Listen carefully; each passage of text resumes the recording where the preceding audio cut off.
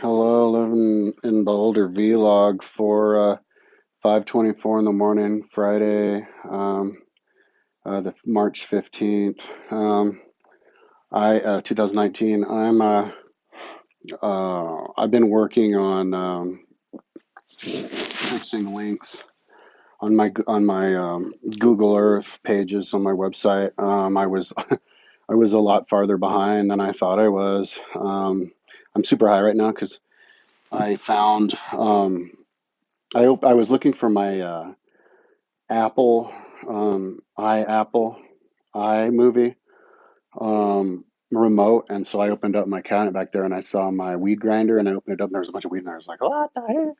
And then I looked over, and like I was like, oh wait, and there was like a pin, a battery for the smoke stick, and then I had three different unfinished smoke cartridges.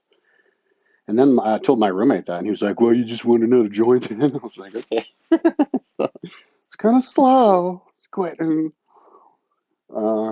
So what I was doing today was just fixing the links, and so yeah, they were like all broken. But yeah, they weren't even created. There's all these mountains. I was fixing some links, and the last thing I was working on now, there's all these mountains that I'm doing programming in within radiuses, according to radiuses from Boulder, because I'm creating Rome. As you know, I have to create Rome because everybody else, all the other 7 billion people on this planet, couldn't do it, so it fell to me to do it. Even though I'm not Italian, but it's actually pretty appropriate because Rome is. Oh fuck!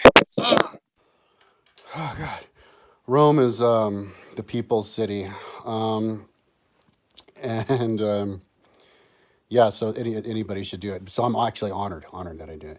But anyways, I need to do that so that I can. I'm also going to build the history of Boulder, but I need to be able to put Rome on top of Boulder because I'm making Boulder Adventureland, USA. So but it's also Learning Land America. You know what I mean? So yeah, so everywhere you go in Boulder, you know where you are in the time space contiguous of Rome and the locations, all of that. So, oh shit, where was I? Oh, right. So, I'm doing a radius thing from Rome, but I'm having certain mountains within the different radiuses of Rome, the different areas, in their own areas. But I only threw them on, and I never organized them by how high they were or anything. And I did never put the links. I never even built the links. So first I built the links for like 500 mountains, but I have to do that a bunch of times because I built the link for the folder, but then I'm going to make separate links for the trip. I would have to build it again, though. It's a bummer. Well, yeah, and also the movies, the panorama, and the trip over there. Well, yeah, because I guess I don't need the line, but the way that Google Earth, because I want it to work with cell phones, and the way it works with cell phones is you hit it, opens up Google Earth, and it shows the line. And then if you go back and then you hit it in the movie one, it'll take you on the movie of it. And it's cool to have the movie with the line because you know where you're going, but you can do the movie without the line. That's what I already have. So after I do the link for the folder, which maybe you can even open up with a cell phone, maybe by next year you will be able to soon. But as of the last time I tried a year or whatever ago, 2 years ago, I guess, it has to be a file. So yeah, I already made the links and then created the links for the files. But then I have to make and then create, all 500 for for both the panorama and the movie there. So people might ask, why are you doing that? Well, I want to dissect all the. There's like 400 mountains, and that's how many senators there were at any time in Rome. So it's kind of a number that I think people should get familiar with. But it's also within. It's something to pepper Boulder County, for Rome. So so each mountain would also be corresponding to a Roman town and stuff. But so that's what I'm doing. That's kind of an abstract thing, but I have to make the links though too. I didn't make the files for the movie or the panorama or the trip over there and back because they're within the file of Google Earth, but not in their own, in which they need to be if they're going to link on a cell phone. So That's a lot of clicks. And then there's another problem that the links are hard to make. Nobody's going to understand what the hell I'm talking about. So, but whatever. So I went and I made the links to everything before I thought, because I haven't worked on my Dreamweaver with the links for a while. I was doing it a little bit, well, with the books, but yeah, so I made the links and then I go, oh shit, I never organized them by the height of the mountain, and so then after that I have to do it by color. So I went to another page to make it faster, and I drag and drop it, and then I drag and drop it by height, and then I drag and drop it again into the proper color, and then I put that table in the other page. But when I put the other table on the page, it killed all the links. I don't know why. Hope my battery doesn't die while I do this. The battery wasn't very high. So, the easiest thing would just to be rebuild the links. But, yeah, so that's, I guess, what I have to do. Yeah, so it's a certain order you have to do. And it also screwed up a whole bunch of links above it. Just random ones. So you have to rebuild it. And I had that problem with my Momsen book where I was just redoing the links over and over again, and it just kept breaking other links. And it didn't matter if I did it from top down or bottom to up, or if I did them randomly, it would always just make other links go bad. And they go bad because it has the yellow A on top of it. So I was just going around and around and around, all from every direction, and there was nothing I could do to make it so that there was no link bad. So I just had to leave it with a couple links bad. It was only a couple, thank God, out of like Momsen, hundreds or something of chapters. So hopefully to God, it won't do that with any of my Google Earths. So I won't get into a situation, because if that happens, I'll have to rebuild it from scratch, just symmetrically only this time, but that'll take forever. So, people might wonder why you're wasting so much time. Why don't you just put them in separate pages? It'd be easier. But the problem is, I have to, like, the whole point of my website is information condensation, scaling of information.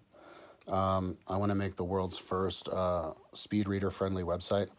I'm totally baffled as to why nobody talks about this. People like to brag about how they're speed readers and they can get through a book and stuff. And, when speed reading, you're supposed to, be able to pick out words. Well, number one, why the hell hasn't anybody made a speed reading book? Well, where you have all the different words a different color. We have that capability now. I would love to do that with my website. Maybe I will one day. Hopefully I won't do it sooner rather than later, because that would take forever. But the other essential that you need, the real essential, is that not everything's on one page. All of the websites and apps, like newspapers or whatever, everything, it's like children's books. Children's books are for children. Why are we all children? You can't scroll up. If you really want to find something, you have to you scroll up and down. And I can read really fast. I'm fast. I'm like Eagle Eye.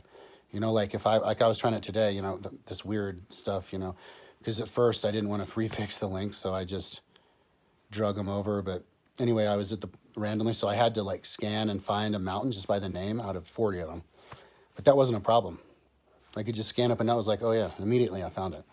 And so, but even if it was like 100, because the way I have it is organized by 100, 20 down, 5 across.